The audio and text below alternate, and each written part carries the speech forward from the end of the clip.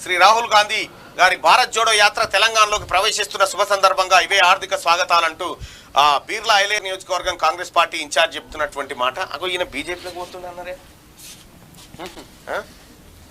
నిన్న ప్రచారం అయింది, ఒకసారి మాట్లాడుతుంది.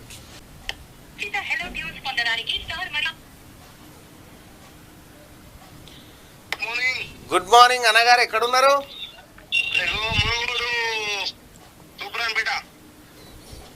బీజేపీ తరఫున కాంగ్రెస్ తరఫున?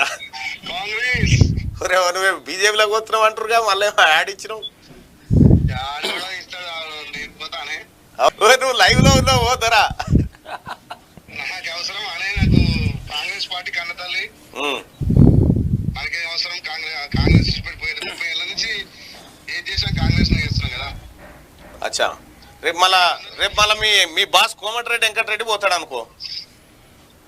కోమటిరెడ్డి పోని, సీఎం పోని, ఇంకెవరు పోని అన్నా, నా శెట్టి గట్టి నుంచి నాది కాంగ్రెస్ పార్టీ, నా బుద్ధి నుంచి కాంగ్రెస్ పార్టీ. మంచి మంచి దగ్గర అన్నదమ్ములు ఎక్కువ వాళ్ళు పోయినా పోలేదు. నాకెందుకు కాంగ్రెస్ పార్టీలో నా జీవితం కొనసాగుతుంది. రాహుల్ జోడో యాత్ర మీద ఏంది ఎప్పుడు పోతున్నారు? రాహుల్ జోడో యాత్ర 24వ తారీఖు ఎంటర్ అవుతున్నానా. మేము ఇక్కడ మునుగోడులో ఒక 7 గ్రామాల క్లస్టర్ ఇన్ఛార్జ్ తీసుకున్నా. మునుగోడు నుంచి సుమారు 30,000 మంది ఒక రోజు 30 తారీఖైనా 31 తారీఖైనా పెద్ద ఎత్తున రాహుల్ గాంధీ భారత్ జోడో యాత్రలో పాల్గొంటాం. టీఆర్ఎస్ వాళ్ళు యాదగిరిగుట్టకు తీసుకుపోతా ఉన్నారు, రాహుల్ గాంధీ యాత్రకు తీసుకుపోతా అంటావు. అంటే యాదగిరిగుట్ట అందరి దేవుడు కాదు. ఇలా ఏమున్నా కేసీఆర్ సొంత గుడి కట్టుకొని ఎల్లమ్మ పండుగ మల్లమ్మ పండుగ చేసినట్టుగా గుడి ఓపెన్ చేసిండు. ఇప్పుడు టీఆర్ఎస్ ఎమ్మెల్యేలు వాళ్ళంతా కూడా వాళ్ళ సొంత దేవాలయం. కనీసం సామాన్యమైన భక్తుడు పుట్ట మీద పోతే 500 కట్టాలి. వీడు ఆర్టీసీ బస్సులతోటి ఏ టికెట్ లేకుండా కనీసం 15-16 బస్సులతోటి గుట్ట మీద దర్శనం పోయి భక్తులను ఇబ్బంది పెట్టి అన్నదాన సత్రంలో రోజు 500 మంది భోజనం పెడతాడు.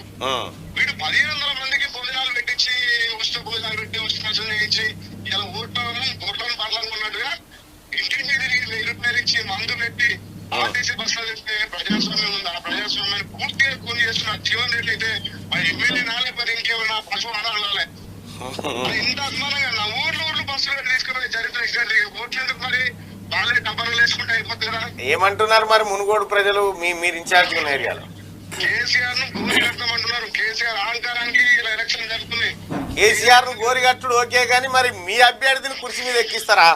ఖచ్చితంగా బాలవారి కుమార్ రెడ్డి చేసిన అభివృద్ధి శ్రవంతికి ఆదరణ చేస్తున్నారు. ఇలా అన్ని గ్రామాలలో ఆడపడుచుతో పొట్టు కార్యక్రమం ఏర్పాటు చేసి మేము ఇంటికి పొట్టు పెట్టి ఓటాడుతున్నాం. ప్రజలలో మహిళలలో చాలా చైతన్యం వచ్చింది.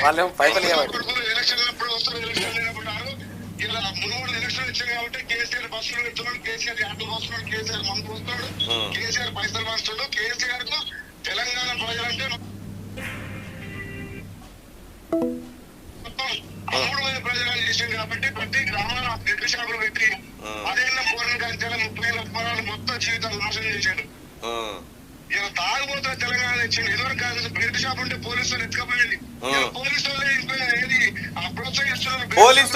పోలీసు వాళ్ళే మందిని ఇంటికాడికి బెల్ట్ షాప్ లకి ఎత్తుకొస్తారు. మొత్తం వాళ్ళు ఎంకరేజ్ చేస్తారు. పోలీసు వాళ్ళు టార్గెట్ పెట్టారు. మీరు ఇంత అమ్మాలి, ఇంత ఆదాయం కావాలి, ఇంత టార్గెట్ చేస్తున్నారు ఎక్స్చేంజ్ వల్లే. నిజంగా తెలంగాణ అయితే ప్రజాస్వామ్యం కూలి చేయబడ్డది. ఏ గ్రామం పోయినా వాటి ఎమ్మెల్యే వాళ్ళ సొంత కాన్స్టిట్యూన్సీ కనీసం ఒక్కరోజు జరిగిన పాపాలు పోలేదు.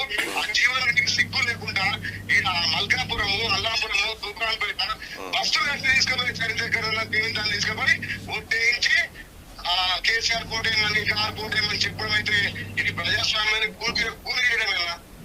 రైట్ ఇక ఇంత తెల్లారంగానే ఇంత ఉగ్ర రూపంలో ఉన్నారంటే చాలా వేడిగా జరుగుతున్నట్టుంది ఉప ఎన్నిక. చూద్దాం ఏం జరుగుతుందో. Thank you so much ఐలన్న. Right, అది ఏం పోతలేడు బీజేపీలకి పుకార్లు.